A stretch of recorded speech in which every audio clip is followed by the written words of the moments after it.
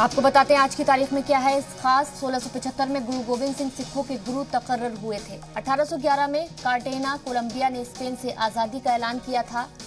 वह 1888 में पहले वजीर तालीम मौलाना अबुल कलाम आज़ाद की पैदाइश हुई थी।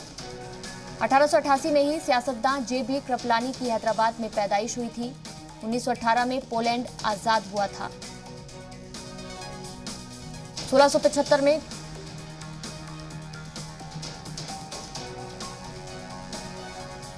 1943 में हिंदुस्तानी न्यूक्लियर साइंसदान अनिल काकोडकर की पैदाइश हुई थी।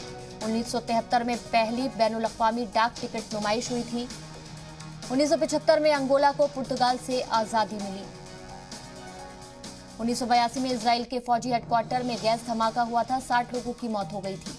1982 में कवि और गुलकार उमाकांत मालवीय का इंतकाल हुआ था।